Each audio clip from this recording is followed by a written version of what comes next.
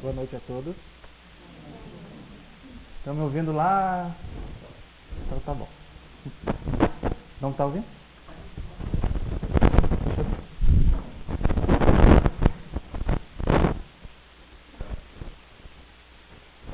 É para vocês prestarem atenção. Bom, sejam bem-vindos todos novamente. É um prazer estar aqui para nós refletirmos novamente sobre os ensinamentos do Cristo, através do prisma da doutrina espírita. E hoje eu fiz uma inovação e eu quero partilhar com vocês uma inovação para mim. Eu não trouxe nada escrito fora as anotações aqui estilo Faustão. Então eu vou consultando aqui, tá? É pouco. Não, mas a maioria tá em branco. Eu vou usar as transparências, vamos ver como é que vai sair, tá bom? Acho que vou ter que usar aqui, né?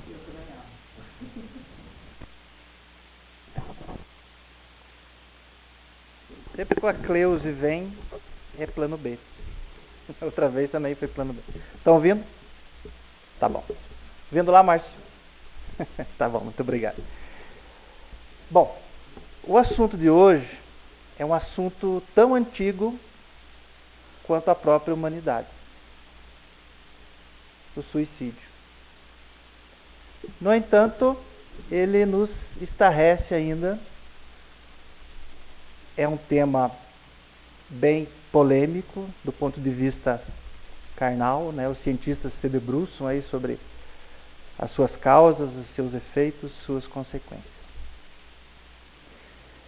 E nós vamos falar sobre ele, sobre dois prismas.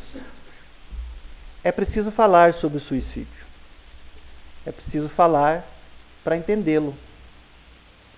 E desse entendimento colhermos algo que nos auxilie no seu combate e no seu entendimento. Essa é uma maneira de falar. O outro aspecto do falar é que o falar sobre as nossas emoções, ele causa um alívio emocional, segundo os cientistas, e evita uma possível depressão e mais lá na frente talvez até um suicídio. Então é sobre esses dois aspectos que nós vamos falar. Tá bom? Então eu vou olhando o Faustão e vou pulando aqui. Primeiro eu vou falar sobre alguns dados do tema para nós nos situarmos com a problemática toda. Então nós vemos ali que 2009 a 2014, já tem uns anos de diferença, mas vocês observem que as tentativas de suicídio elas vêm aumentando, coluna mais clara, e os óbitos por suicídio eles vêm se mantendo próximo dos 10 mil por ano no Brasil.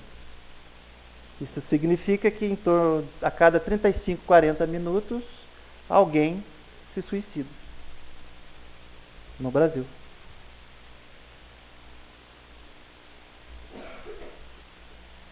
Funcionando. Óbitos por causas externas. Essas causas externas nós temos ali drogas ilícitas, produtos químicos, processos mecânicos, armas de fogo e explosivos, armas brancas, autoexposição à situação de risco e outros meios. Tudo causas externas, né? Considerados suicídios. Nós podemos observar que em todos os anos ali a bolinha vermelha aqui é 14, a outra aqui é 13, a outra mais clarinha aqui é 12. Elas se concentram numa faixa etária dos 20 aos 59 anos. Isso significa que a população economicamente ativa é a que mais se suicida. Embora não sejam no momento os de maior risco, mas em termos estatísticos, numeral, em quantidade, são os que têm proporcionado mais esse problema.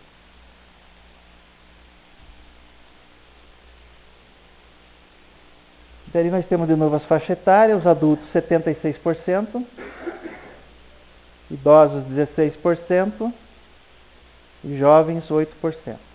Os totais ali 10.321, 10.533, 10.653. Então, entre 10.000 e 11.000 pessoas morrem no Brasil por causas externas, suicídio. Isso sem considerar que muitas mortes elas podem ser suicídio. Um acidente de trânsito, por exemplo, pode ser intencional. A gente não tem como saber. Então, esses dados podem ser maiores ainda. E existe um problema também de notificação, que não se notifica. Os órgãos públicos eles estão se organizando agora para tentar fazer um modelo que melhore essa questão da notificação. Tá bom? Então, mas em termos, para trabalhar a questão, são aqueles números ali.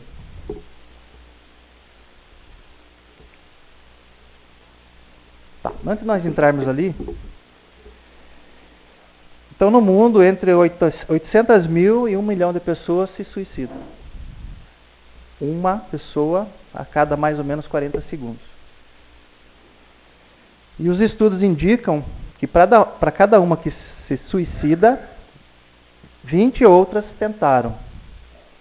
Isso dá um número absurdo de 16 milhões de tentativas e suicídios somados no mundo todo. No Brasil, como nós já vimos, entre 10 e 11 mil por ano. Os principais grupos de risco, hoje em dia, são os jovens, entre 14 e 30 anos, e os idosos, acima de 65 anos. E mais adiante nós vamos tentar entender o porquê disso. Eu trabalho numa instituição chamada União Provida, que trabalha com apoio emocional, visando, em última instância, a prevenção ao suicídio. Nós somos um grupo pequeno, trabalhamos aos moldes do CVV. Mas mesmo com problema de divulgação, que é nosso calcanhar de Aquiles, porque nós não temos numerário, né? Nós não temos fonte de recursos. Até final de março nós atendemos 40 pessoas que nos procuraram para desabafo emocional. E em torno de 10% dessas pessoas expuseram que têm ideação suicida. 10% não, 25% que dá 10 pessoas. O CVV, que você consegue acessar pelo 188, que é o número nacional hoje em dia, é em torno de 1 milhão por ano. Se você tentar ligar agora para o CVV, você vai ter que entrar numa fila de espera.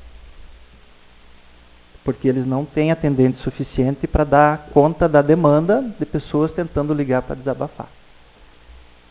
E algumas delas com ideação suicida. Então os números são preocupantes. Nós vamos refletir hoje sobre dois aspectos também, além da questão do falar, né? Sobre a visão espírita e da visão científica espírita de um lado e a visão científica dos encarnados, por assim dizer, de outro. Que uma complementa a outra, né? Segundo a própria orientação dos espíritos. Então, a respeito da visão espírita. Por que as pessoas se suicidam? Esse subsídio eu tirei de um livreto da FEB, muito bem elaborado, que condensa a maioria das informações. Então eles dizem lá, por que as pessoas se suicidam? Materialismo severo, ou seja, falta de um espiritualismo que conforte, pessoa muito voltada para o carnal, muito para o material, e o material não significa só matéria, coisas de bem. Material é tudo aquilo que nós vivemos enquanto aqui encarnados, inclusive as relações.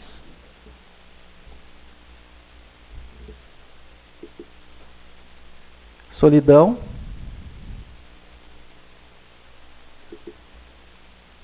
depressão, ansiedade. A ansiedade ela pode levar à depressão e a ansiedade ela está se tornando tão problemática quanto é a depressão. Talvez pela questão da vida moderna, dos vários insights que você recebe durante o dia para resolver coisas, o celular chamando a sua atenção o tempo todo, a correria do trabalho. Então as pessoas se tornam ansiosas e mais tarde, por causa disso, podem se tornar depressivas. Enfermidades incuráveis levam a suicídio, doenças mentais incluídas, pobreza extrema, fanatismo religioso,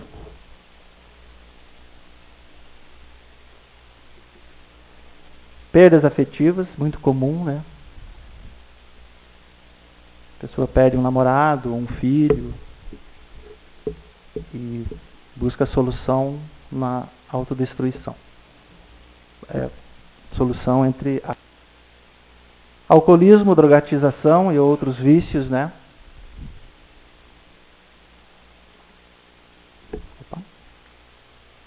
Obsessão.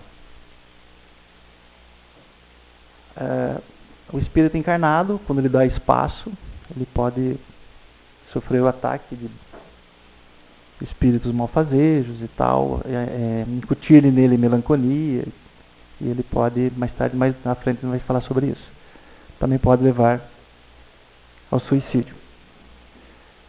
Mas os espíritos, eles elencam essas causas, mas dão uma causa maior. Uma causa que dá a base para tudo isso.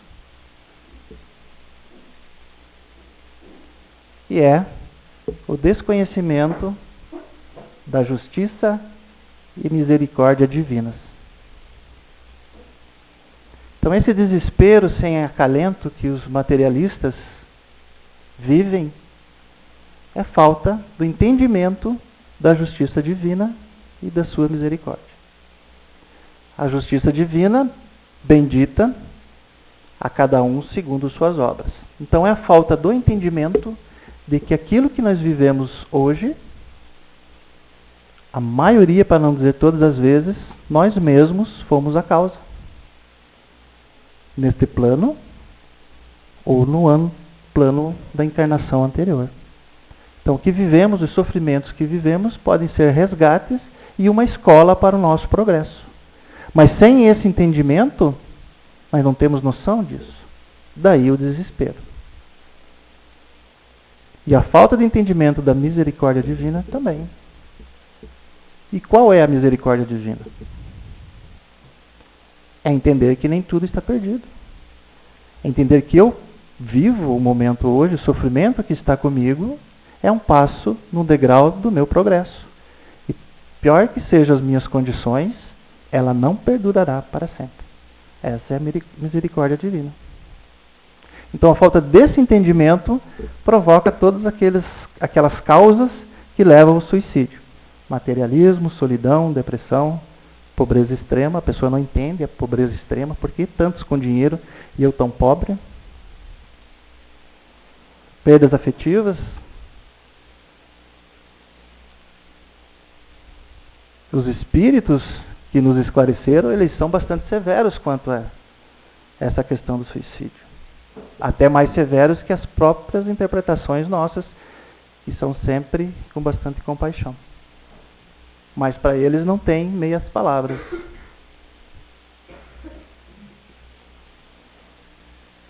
Vamos ver a noção que Kardec nos traz sobre essa questão do suicídio. Para Kardec, era uma questão de coragem moral, que é mais ou menos aquilo que eu já falei. Então, a falta de coragem moral é quando você tem dúvidas sobre o seu futuro. As suas ideias, ou nossas ideias materialistas, ocasionam um nada a esperar depois da morte. E se o nada é o futuro, por que não interromper o sofrimento agora? Veem como sempre caem na falta do entendimento? No entanto, se eu tiver esperança no futuro, entendendo a justiça divina e sua misericórdia, eu vivo a vida, por mais penosa que seja, com paciência e resignação. Isso me leva a um afastamento natural da ideação suicida, porque a vida, eu entendo, que se prolonga indefinidamente mesmo depois da morte do corpo físico. Já que morte do corpo físico é uma redundância, né? Porque sempre o que morre mesmo é o corpo físico, né? Então fala para dar uma enfatizada, mas morte mesmo é só do corpo físico. Então é isso que Kardec se refere com relação ao suicídio. Ele é duro. Então quem comete suicídio é por falta de coragem. Coragem moral trazida pela falta de entendimento sobre Deus, sobre as leis naturais e as leis divinas. E o que os Espíritos nos falam a respeito no Livro dos Espíritos?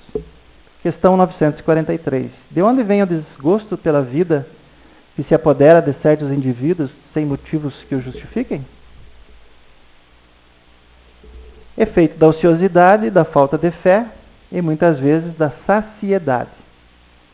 Para aquele que exerce suas faculdades com fim útil e de acordo com as suas aptidões naturais, o trabalho nada tem de árido e a vida se escoa com mais rapidez.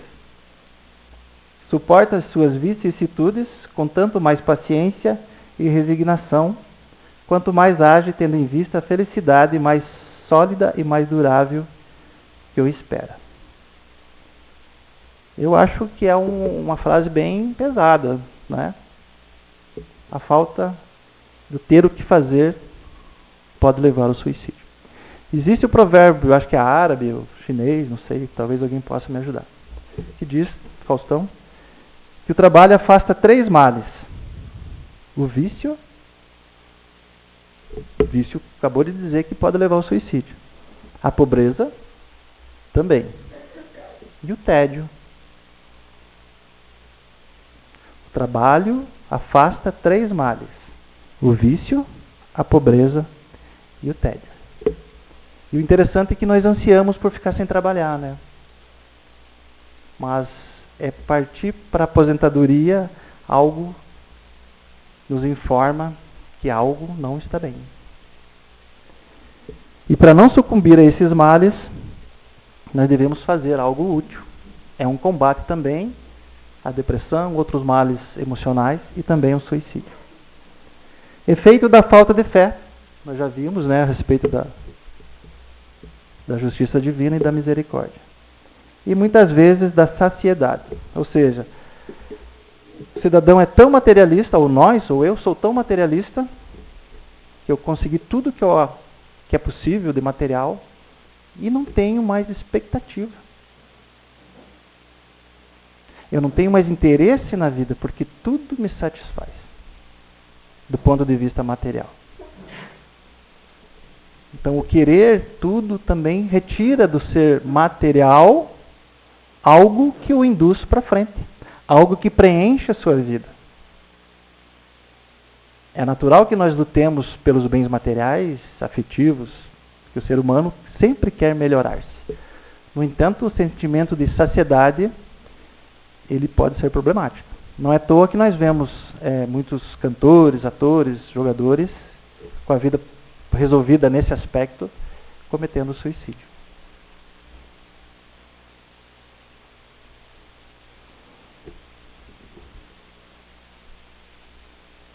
Questão 944. O homem tem o direito de dispor da sua própria vida? Se vocês olharem o Livro dos Espíritos, com relação à propriedade, lá eles dizem que o homem pertence a si mesmo. Ou seja, esse meu corpo é meu. Por que eu não posso destruí-lo quando eu bem entender? Não seria uma contradição? Não. Somente Deus tem esse direito. O suicídio voluntário é uma transgressão da lei divina. O corpo é um instrumento da reencarnação. Sem o corpo, nós não interagimos neste plano. E o cuidado com o corpo, ele é previsto entre as leis morais. Não é entre as leis físicas da natureza, como nós pensamos. E por que é uma lei moral? Porque ele é o instrumento que nós temos para nos relacionarmos com este mundo. é o meio que nós podemos usar para fazer algo, para progredir ou estagnar. Então, se nós o destruímos, nós destruímos algo que nos foi dado para o nosso próprio progresso. Então, cuidar do corpo é uma lei moral. Embora tudo que eu faça seja físico, quase tudo, é uma lei moral. Na medida que eu desgasto meu corpo por excessos, eu estou infringindo uma lei moral. Embora eu possa utilizar do meu livre-arbítrio e destruí-lo.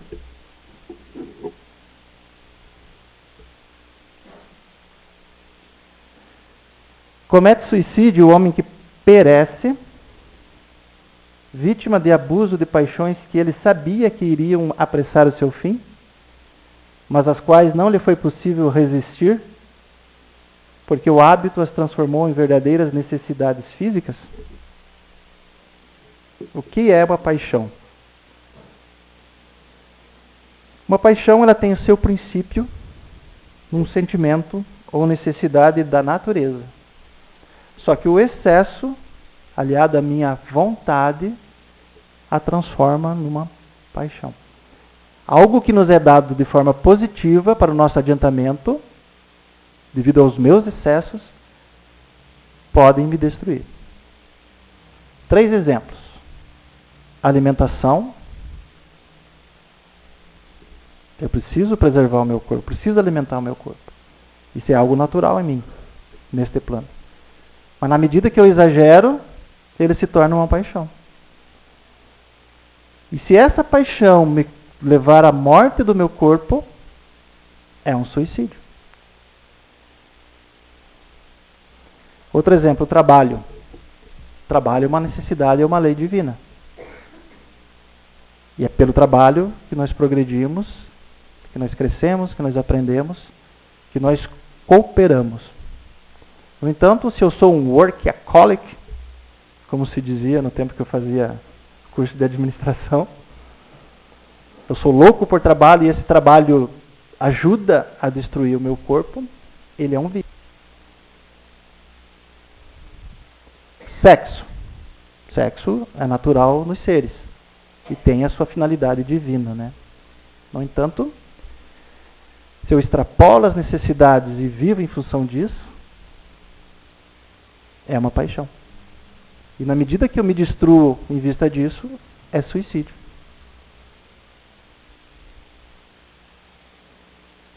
Portanto, a resposta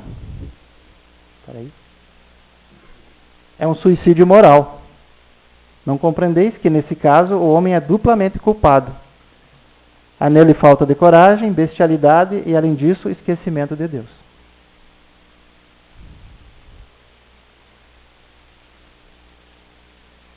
Será mais ou menos culpado do que o que tira a própria vida por desespero? Ou seja, esse que tira a própria vida abusando das paixões, ele é mais culpado ou menos culpado com aquele que tira a vida instantaneamente por desespero? Ocorre algo em minha vida, eu perco um ente querido, não suporto, e em seguida, por desespero, eu tiro a minha vida. É mais ou menos culpado que aquele que perece, tendo em vista o excesso da alimentação. Vamos ver o que os Espíritos dizem. O vítima das paixões é mais culpado, porque tem tempo de refletir sobre o seu suicídio. Naquele que o faz instantaneamente, há por vezes uma espécie de desvario, que tem alguma coisa da loucura. O outro será muito mais punido, porque as penas são sempre proporcionais à consciência que se tenha das faltas cometidas. Então, aquele que comete por vício das paixões, tese, ele será mais culpado. Mas essa questão da consciência, ela é um fator que não nos dá precisão do que ocorre. Exatamente depois de um cometimento desse. Porque de qual consciência que ele está falando? Daquele que comete o suicídio. Se eu tenho mais entendimento disso, e hoje vocês terão mais, eu serei mais culpado. Mas essa culpa não é perante Deus. Deus não é perante a mim mesmo. Eu terei que resgatar. De alguma forma. E se eu fico consciente daquilo logo em seguida que eu cometo, também é uma questão de pura consciência. Mas o que é certo, o que ocorrerá, nós veremos na sequência. Tá?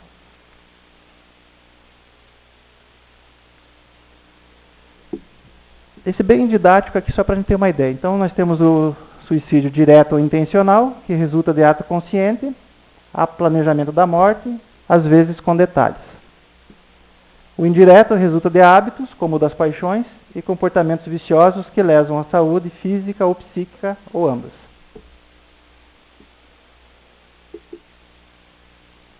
Consequências do suicídio.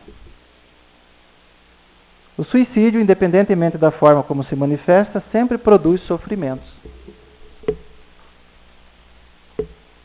No curto, médio ou longo prazo. Em ambos os planos da vida. O espiritual e o físico. Então, acho que essa definição já seria o suficiente para nós. Especular como fica, como deixa de ficar, é necessário para nós termos entendimento, mas esse não é o essencial. O essencial são os vivos, nós.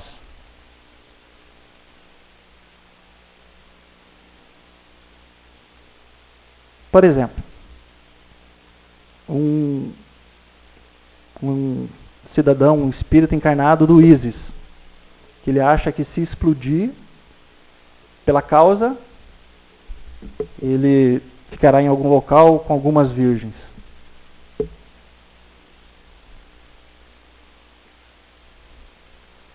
É possível, de acordo com a consciência dele, que quando ele acorde, que ele saia da perturbação, ele se encontra nesse estado.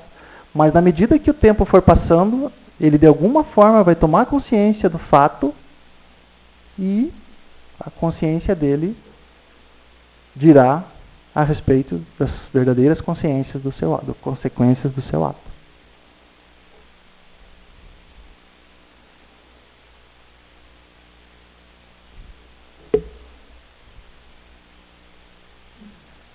As consequências são diversas, relativas às causas, como nós já conversamos, que o produziram e a consciência daquele que comete, segundo o seu entendimento, como nós acabamos de comentar. Mas o que nós precisamos lembrar é que sempre há um resgate com relação ao destruimento do corpo, destruição do corpo. Mas o que é certo também é o desapontamento. E por que o desapontamento?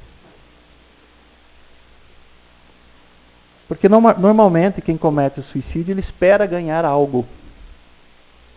Encontrar alguém que já se foi, encontrar um local de paz, encontrar um local de harmonia e espera principalmente destruir aquilo que o está corroendo de dor. Mas ele tanto não encontrará isso, como ainda terá que lidar com aquilo que já doía enquanto encarnado.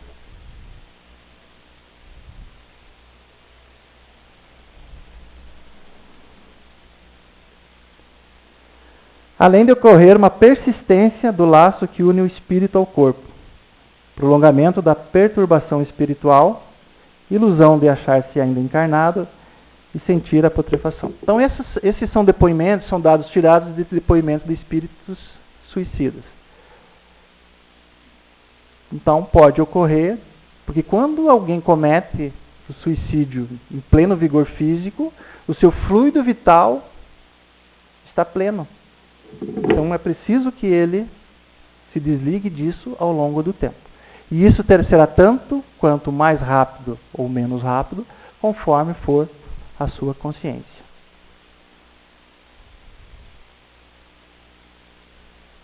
Nada bom, né? Essa questão de sentir a putrefação também é tudo muito relativo, como eu acabei de falar, né? Há relatos de que o espírito, ele estando ligado àquele fluido vital que não se acabou ainda, ele tem as sensações, mesmo estando desencarnado, como se estivesse vivo.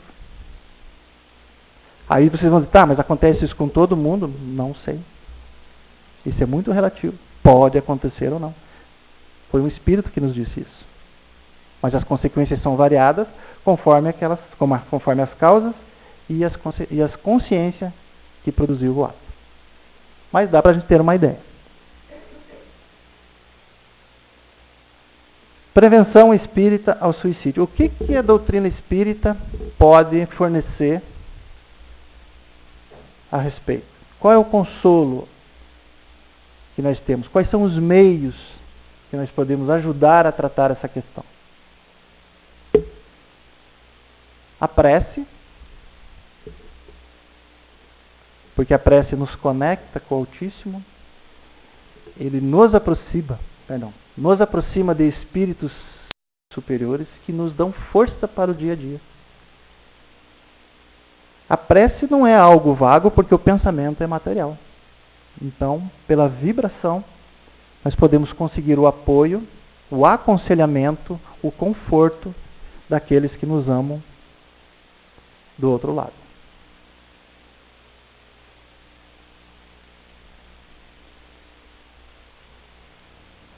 Valorizar a família, refletir as consequências para a família. Imaginar, se no momento de sofrimento, se passar alguma ideação pela cabeça, o mal, das pessoas que ficarão, como que elas ficarão sofridas e sentidas depois de um ato desse. E o exercitar o relacionamento dentro da família é algo que nos afasta das ideações suicidas. Porque nós encarnamos num grupo de espíritos que tem a ver conosco. E esse exercitar de relacionamento nos conduz a todos para o progresso.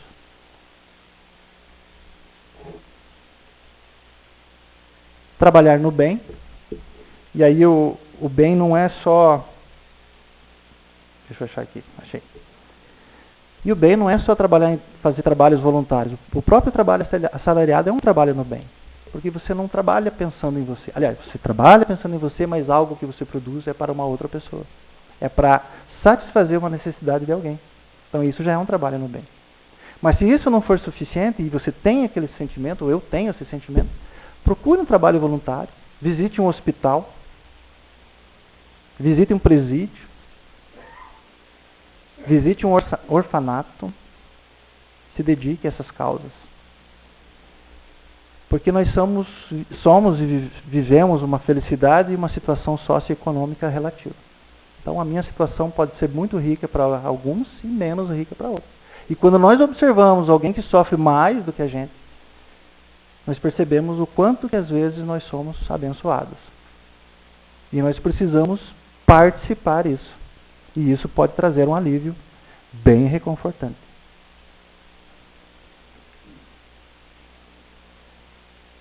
Agora mais com relação à casa espírita, Temos o passe, que vocês conhecem, que é quando o médium transfere energia para o encarnado, ajuda a equilibrar-se, melhora o seu estado físico.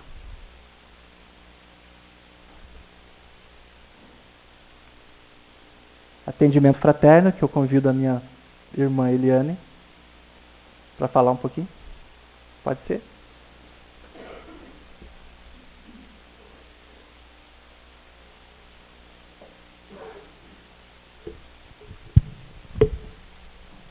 Nós dispomos na casa desse departamento atendimento fraterno, que é composto de irmãos preparados, capacitados para acolher e principalmente para ouvir seus dramas, suas queixas, suas dúvidas, pacientemente e orientar. Nós não estamos aqui para aconselhar, nem para fazer uma terapia que cabe ao psiquiatra ou ao psicólogo, mas nós estamos para ouvi-los e orientar dentro da doutrina espírita, o que é muito, muito, muito esclarecedor. porque a doutrina espírita, ela oferece esses esclarecimentos que a gente precisa, como eu disse no início. De onde viemos, por que estamos aqui e para onde vamos. E isso ajuda a gente a enfrentar os problemas da nossa vida. Esse atendimento funciona às quartas-feiras a partir das 19 horas e aos domingos a partir das 9 da manhã. Tá? Estamos às ordens e fora disso, se alguém precisar de alguma coisa, é só procurar a secretaria e que a gente orienta também, tá certo? Obrigada. Obrigado, irmã. Então fica o convite, né? Para aqueles que não conhecem o trabalho, se sentindo angustiado, existe todo um apoio aqui na casa. Esclarecimento a espíritos obsessores, esse trabalho é feito nas reuniões mediúnicas. Os irmãozinhos que sofrem no outro plano, eles também vêm buscar apoio aqui. E esses espíritos obsessores, eles podem, como eu comentei, estar interferindo na vida de um encarnado, né, de modo bem negativo. E o esclarecimento pode ajudar muito contra isso. E o principal, amigos, estudar. Mas estudar não só para reter conhecimento. Estudar para elucidar-se. Elucidar-se é trazer à luz por você mesmo a você mesmo. É entender as coisas. É uma missão caridosa elucidar alguém. Mas você só conseguirá elucidar um irmão se você elucidar-se primeiro. E esse elucidar-se no sentido de construir o reino de Deus dentro de você. Mas para isso é preciso estudar, é preciso refletir, é preciso conhecer a si mesmo. Em que pé que eu estou? Como eu estou agindo? Por que eu sofro desses males? Onde é que eu estou errando? Por que eu acordo todos os dias angustiado e triste? É bem mais fácil, talvez, encontrar a solução disso dentro de nós do que num companheiro que está em conflito, num trabalho que eu não consigo. Por isso que o vocábulo correto é elucidar-se. É por meio do meu raciocínio entender as coisas que chegam a mim e trazer à luz.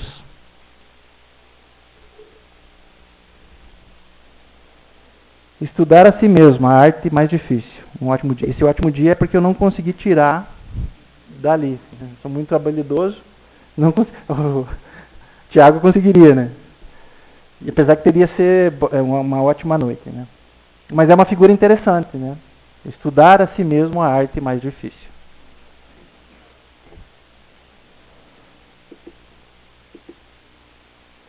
A consciência humana é indestrutível, portanto, o suicídio de qualquer espécie é a arrematada loucura, um salto no desconhecido abismo da imprevisível desesperação. O suicídio é um ato de desconsideração para com as bênçãos que te enriquecem a vida, como também será o teu recolhimento compulsório à intimidade de ti mesmo, no qual, por tempo indefinível, permanecerás no envolvimento de tuas próprias perturbações. Enquanto encarnados, queridos, nós temos alguns gozos. Nós dormimos, embora podemos nos desdobrar e visitar e tal. Mas quem está em sofrimento adora dormir. Eu mesmo, nas minhas crises, eu só queria dormir. Porque há um relaxamento, né? Você tem um momento que você se desliga dos seus problemas. Quando você visita alguém que você gosta, você se desliga dos seus problemas. Quando você trabalha, você se desliga. Mas cometendo suicídio, você não vai ter nem isso. Você vai estar o tempo todo com você mesmo. Você já pensou o tempo todo angustiado, sofrendo os traumas da minha existência? Sem um minuto de descanso a respeito disso? Eu acho que essa frase, ela define e conclui muito bem. Por tempo indefinível permanecerás no envolvimento de tuas próprias perturbações.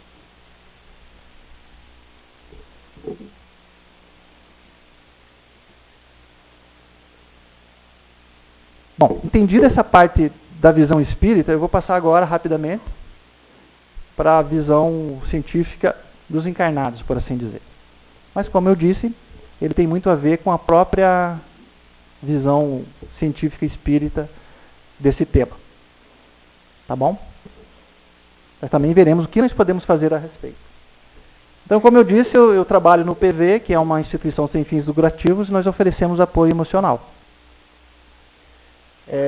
Ele tem origem no CVV, o posto do CVV, ele esteve aqui na região de 2004 a 2009, mas ele foi fechado por falta de voluntários, porque as exigências do CVV, que é o Centro de Valorização da Vida, ele é bem grande com relação aos voluntários. E nós temos dificuldade de voluntários. Nós temos em torno de 30 voluntários, e nós nos revezamos na rodoviária de Porto União, onde nós temos um posto. Fazemos atendimento presencial, às vezes fora do posto, quando alguém chama também, via telefone, tal qual o CVV, e via WhatsApp. E o nosso trabalho ele se divide em duas situações. Um atendimento emergencial, para quem está agoniado, angustiado, ele nos procura para desabafar e tentar um alívio emocional. Esse é o tratamento de emergência que a gente diz, tal qual o atendimento fraterno, que é de emergência e também de médio prazo, né? E também trabalhamos numa linha educacional, que é uma tentativa de mudar a visão que as pessoas têm com relação ao suicídio, à comunicação e aos relacionamentos, que é o que nós estamos fazendo aqui. Então, esse ano nós já fizemos trabalho em várias escolas, nós já chegamos praticamente a 600 alunos, contando alunos, pessoal do Exército, lá os recrutas, e o pessoal do EJA, que a gente fez um trabalho de curso explicando o que vocês vão entender agora daqui a pouco. Então esse é o outro lado da moeda. Existe um apoio espiritual e existe a ciência humana que também dá o apoio. Esse aqui é o nosso cartaz. Tem ali o telefone e tal, mas para o final eu posso deixar ali se alguém quiser anotar. E agora nós vamos entender por que as pessoas nos procuram.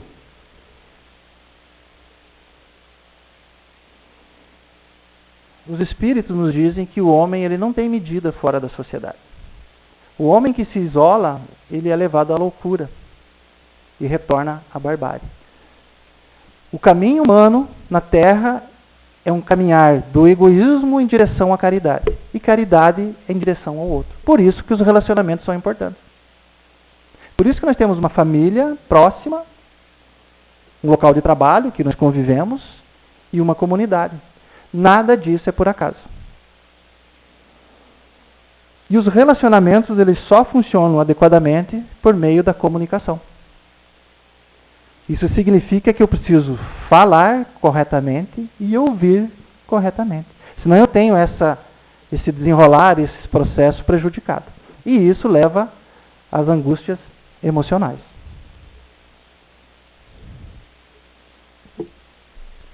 Por que as pessoas nos procuram, então? Elas desejam comunicar-se com alguém que lhes permita ser elas mesmas. Nós usamos máscaras todos os dias. Agora eu uso uma máscara como expositor, vocês usam uma máscara como clientes da doutrina espírita, por assim dizer. Em casa nós usamos máscara como pai, filho, filha. No entanto, isso não tem nada de negativo, porque nessas máscaras sempre tem algo da nossa própria personalidade. Mas quando eu não consigo tirar, me expor como eu realmente sou, eu sofro. E isso acontece principalmente aonde? No meu âmbito familiar. Que é justamente aonde eu tenho que aparar as arestas kármicas para progredir. Então a comunicação, o não saber ouvir, ou não ter coragem de falar, ele traz dificuldades. Então as pessoas querem se comunicar para falar sobre medo, solidão, angústia, abandono, perdas, saudade, remorso, tristeza, desilusão, sobre culpa. É tudo que não consegue se comunicar com quem deveria. Porque às vezes aquela pessoa que é o nosso próximo não está interessado em ouvir. Aí a pessoa procura alguém estranho, que não vai usar nada daquilo contra ela. Não vai julgar. A pessoa que pensa em suicídio é solitária até no meio da multidão. Tenta comunicar suas angústias, seus medos, suas apreensões, sua tristeza, sua solidão, e ninguém lhe dá atenção. Aí ela vai acumulando. O suicídio aí torna-se um gesto extremo de comunicação, agressividade, ódio contra alguém, voltado contra quem pratica o ato e autoassassinato. Então, se eu não consigo me comunicar, eu vou usar o suicídio como um meio de comunicação. Eu vou chamar a atenção dessa pessoa. Eu vou fazer ela sentir raiva, sentir remorso. Eu vou me vingar dela. Sentimentos presentes na pessoa que pensa em suicídio. Ambivalência, que ao mesmo tempo que ela quer manter a vida, ela quer se livrar do problema. Ela busca a atenção daqueles que estão ao seu redor e não lhe dão atenção. Tem um desejo de vingança, às vezes contra ela mesma. Ela quer fugir dessa situação desagradável, ir para um lugar melhor, como nós acabamos de falar, e busca paz. Suicídio, lendas ou mitos? É isso que a gente ouve por aí, né? O suicídio está no sangue, é hereditário. Não, ele não está no sangue, ele não é hereditário. O que acontece é que, às vezes, pelo exemplo, acontece de várias pessoas cometerem. A pessoa que fala em suicídio não se mata, se mata. O suicídio ocorre sempre sem aviso, há muitos avisos. 90% dos casos de suicídio, eles são evitáveis. A pessoa que se mata estava decidida a morrer? Não. Estava ambivalente, ela, pelo sentimento de preservação, ela quer permanecer viva, ela quer se livrar do problema. Quem já pensou em suicídio sempre poderá suicidar-se. Sempre não, poderá, mas sempre não. Sempre, como eu falei, 90% dos casos são evitáveis. Ocorre mais com ricos do que com pobres. Ocorrem com qualquer um. Os candidatos ao suicídio são todos doentes mentais. As doenças mentais, elas são indicativos. É um dado que deve ser levado em consideração, mas não são todas doentes mentais. Todos nós sofremos, todos nós temos um limite. Sinais de alerta. Então, você está vivendo com a sua família tranquila, aí começa a perceber alguém, ou você mesmo começa a ter esse hábito, esses sinais. Adotar comportamento de risco, começa a beber exageradamente, começa a usar drogas. Abandono de amigos e atividades sociais, isso é muito característico, a pessoa vai se isolando, porque ela já se sente isolada, então ela não tem prazer de comungar um ambiente coletivo. Estado emocional instável, agitação, irritabilidade. A pessoa muda de humor rapidamente. Perda de interesse em atividades que antes sentia prazer. Então, o Carlos Brum todo dia vai jogar futebol. De repente ele para de ir. Associado com outros sintomas, pode ser. A pessoa para de sentir prazer em reunir-se. Não consegue mais assumir responsabilidades diárias, aquele que não consegue mais trabalhar, deixa de fazer as coisas, não cumpre mais as ordens, em casa ele deixa de fazer as suas atividades que sempre fazia, até de tomar banho às vezes. Né? Ficar atento às redes sociais. Então nós temos notícia aí que hoje em dia, devido à facilidade de uso das redes sociais, existem algumas brincadeiras que podem instigar o suicídio. A Baleia Azul, que é um pouco mais antigo, o Momo, que são brincadeiras que fazem com que a pessoa vá cumprindo tarefas e no final das contas cometa suicídio. Então é preciso ter muita atenção. Será que nós conseguimos passar o filme? Então vou passar um filminho. Isso aqui é uma novidade que está acontecendo na internet, tá? Então é só para a gente ter uma ideia de como as coisas evoluem.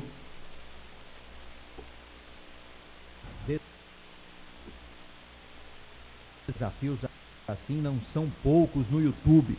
Quase sempre surge um novo. E os jovens, para se enturmar ou para conseguir mais seguidores, acabam topando as brincadeiras. E foi assim que conhecemos a história de Demétrio e Dimitri. Há 4 anos, Demétrio convive com a dor de quem perdeu um filho. Para para preservar a memória de Dmitry, que tinha apenas 16 anos, ele pediu que não fosse exibida nenhuma foto do filho. Em 2014, o pai encontrou Dmitry morto dentro de casa.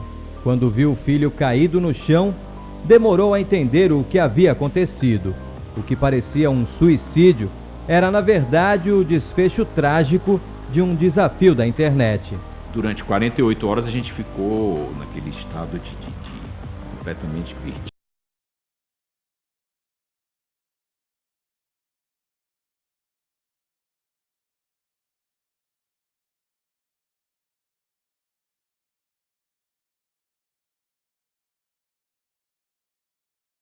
Daí que começou a aparecer esse assunto, até ter uma pessoa que domina o assunto, que domina o tema, que foi, a gente foi juntando as peças, foi juntando os pedaços, ter a conclusão de que realmente foi a prática do jogo do desmaio.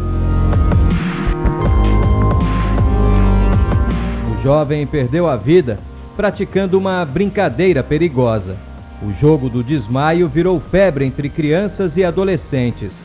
Em busca de uma sensação alucinógena ou de euforia, o praticante prende a respiração até desmaiar. E o que vem a seguir, em 4 etapas, pode ser fatal. Em alguns segundos, a pessoa tem uma sensação de calor na cabeça, zumbido e alucinações. Depois de 1 minuto, perde completamente a consciência e tem convulsão. Em 2 ou 3 minutos, morte aparente, com parada da circulação de sangue e da respiração. Entre 3 e 5 minutos, caso não seja socorrida, a pessoa morre. Quem sobrevive ao jogo do desmaio pode ter sérias sequelas, como ficar cego ou paraplégico. Em 2010, apareciam na internet menos de 500 vídeos relacionados ao jogo do desmaio. Hoje, são mais de 16 mil. Um território praticamente sem controle. A internet precisa, e é o sonho do Instituto de Me Cuida, é ter um filtro para um conteúdo impróprio, conteúdo indevido, não ir ao ar, e se for ao ar, que a gente tem um alarme para tirar isso imediatamente. Pouco depois de perder o filho, Demétrio decidiu entrar na luta contra as brincadeiras perigosas e fundou o Instituto de Me Cuida. Naquele momento se conhecia muito pouco, ou quase nada desse assunto no Brasil. A gente iniciou um trabalho então de busca de informação, um trabalho de pesquisa, e na evolução nós identificamos algumas entidades em outros países e mergulhamos no assunto, e à medida que a gente conseguia ter uma compreensão maior e acumular mais conhecimento, a gente foi estruturando em paralelo o Instituto de Me Cuida para trabalhar justamente na prevenção e evitar que esses acidentes aconteçam com outros jovens e outras famílias. O Instituto criou uma cartilha que traz um alerta importante sobre os sinais físicos, ambientais e comportamentais que os pais podem identificar. Físicos: dores de cabeça, vermelhidão na região do pescoço, zumbidos e falta de memória recente. Ambientais: existência de lenço, cinto ou corda que o jovem sempre mantém perto. Roupas de gola alta ou acessórios que escondem marcas no corpo.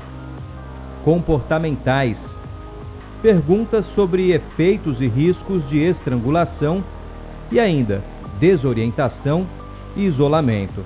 Se os pais, se os educadores, se as pessoas que trabalham nas escolas conhecerem os sinais da prática, os sinais ambientais, os sinais físicos, podem orientar os jovens e evitar que esses acidentes aconteçam. Mas toda a prevenção pode não ter efeito se nada mudar no mundo virtual.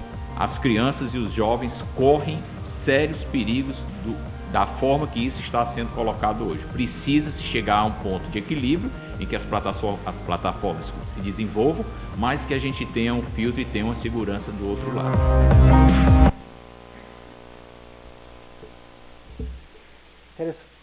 Interessante, né? Então, a tecnologia ela veio para ajudar, né? Mas tudo que é excesso, então nós temos que prestar atenção mais nesse problema também. Então, uma figurinha bem simbólica ali, né? O espírito encarnado sendo... Né? Aí tem ali as redes sociais, causando ansiedade, causando transtorno, tirando o tempo útil dele. Isso não quer dizer que as redes sociais sejam ruins, né? Mas tem que ter um equilíbrio. Então, uma figura bem emblemática da problemática. Frase de alerta que nós podemos observar naqueles que nos circundam. Eu não aguento mais. Eu não posso fazer nada. Os outros serão mais felizes sem mim. Eu preferia estar morto. Eu sou um perdedor e um peso para os outros. Então, se nós estivermos em casa e começarmos a ouvir isso, ou no ambiente de trabalho, tem que prestar atenção. O que fazer para ajudar? Criar proximidade, permitir que a pessoa expresse seus sentimentos. O velho e bom calor humano ajuda muito. Encorajar a pessoa a procurar ajuda profissional, psicólogos, psicoterapeutas, CVV, União Pro Vida, um amigo para desabafar. Tudo isso ajuda, mas nós temos que estar alerta. Com o nosso próximo e com nós mesmos. Ter a coragem de entender que nós estamos doentes. Escutar sem fazer julgamentos, se ele resolver falar, se a pessoa resolver falar a respeito. Caso haja risco de suicídio, ligar 192, que é o dos bombeiros. Então, isso numa situação extrema, né? Você está em casa, mora num apartamento, ou o vizinho, você vê, o vizinho vai pular pela janela. Não tem tempo de conversar. Então, liga 192. Nesses casos, evitar ter medo de falar sobre o assunto. É por isso que nós estamos nos orientando agora, né? Refletindo. Evitar criticar, não ajuda em nada. A pessoa se sente ofendida porque ela já está com a autoestima baixa, ainda você critica. Quase como empurrar para o precipício. Dizer que está sem tempo. Ignorar. Fazer comparações de como outras pessoas superaram. Ninguém quer ouvir isso, segundo os estudiosos.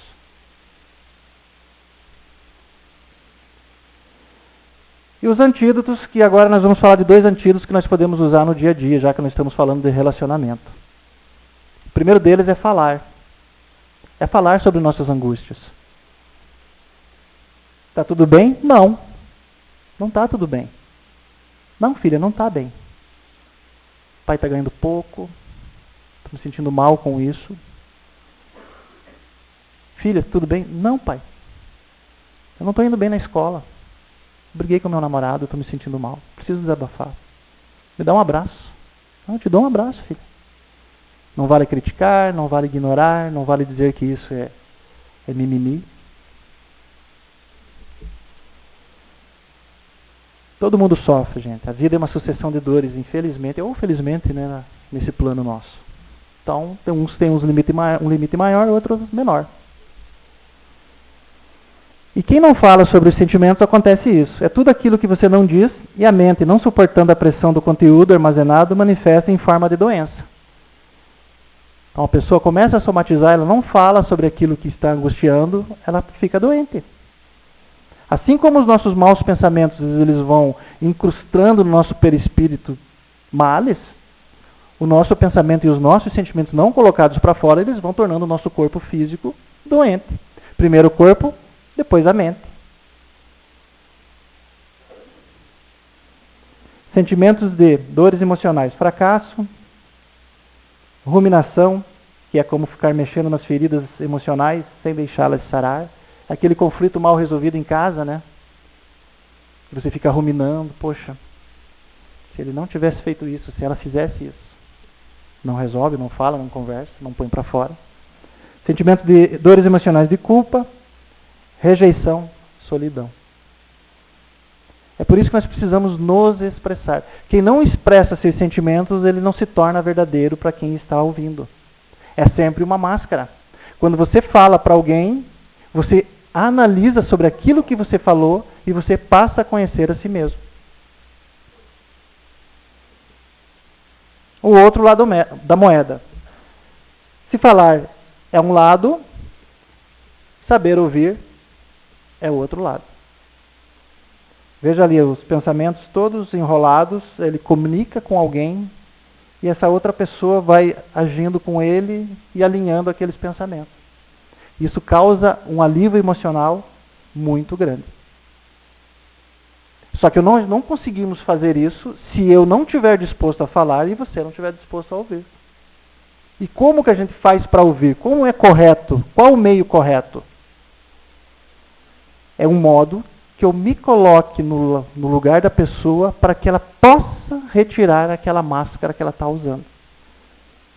Ei, raiva, por que você sempre usa essa máscara? Aí ele tira a máscara e está com raiva porque ele está triste. Mas isso eu não consigo saber se a gente não se comunicar. Só porque você está certo não significa que eu estou errado. Você apenas não viu a vida do meu lado. Isso é uma grande lição de empatia. Nós não precisamos concordar com o que a pessoa está nos falando. Nós só precisamos aceitar. O que é ouvir com empatia? É ter atitude de confiança nas pessoas, como diz a música. Cada um carrega em si o dom de ser capaz, o dom de ser feliz. Esse é o resumo da teoria humanista, que entende que as pessoas são capazes de resolver seus próprios problemas, desde que o ambiente permita. E nós entendemos que a comunicação ajuda a melhorar esse ambiente. Então você precisa ter confiança em quem está conversando com você de que ela vai resolver seus próprios problemas. Por isso que nós também não damos conselhos. Respeito pelo outro. Cada um sabe a alegria e a dor que traz no coração. Também é outra canção. Então eu não posso interpretar o que a pessoa está me dizendo. Eu preciso ouvi-la do modo que ela está disposta a se expressar. Aceitação. Eu posso discordar. Eu não preciso concordar com ela. Eu só preciso aceitar que ela é daquela forma que ela está se apresentando. É o melhor que ela consegue ser. E compreender. Compreender é entender profundamente, procurar entender profundamente o que essa pessoa está me dizendo. Saramago, aprendi a não tentar convencer ninguém. O trabalho de convencer é uma falta de respeito. É uma tentativa de colonização do outro. Se nós agirmos assim, eu tenho certeza que os conflitos que há ao nosso redor, eles diminuirão em muito. E diminuindo os conflitos, melhor conforto emocional, menos depressão, menos ansiedade, menos suicídio. Queridos, desculpe pelo andar prolongado da exposição, mas o assunto é importante, como todos são tratados aqui. Então, o que nós precisamos entender de tudo isso? Que nós temos que ter um entendimento espiritual da questão e temos que ter um entendimento científico, físico. E o se comunicar, ele é essencial nessa questão dos relacionamentos. E o que nós fazemos no União Provida é estar disposto a ouvir aqueles que querem desabafar para produzir alívio emocional. Mas a pergunta que eu faço, por que nós não podemos fazer isso em casa? Por que nós não exercitamos esse falar e esse ouvir para melhorar os relacionamentos? E assim evitar os conflitos do dia a dia. O nosso trabalho é gratuito, sigiloso, reservado e está disponível das 8 às 12, das 14 às 22 lá na rodoviária e também por esses telefones. Eu infelizmente não trouxe os panfletos porque, como eu falei, nós dependemos de doações e os nossos panfletos acabaram. Obrigado pela atenção e desculpe pelo avançar da hora. Paz e bem.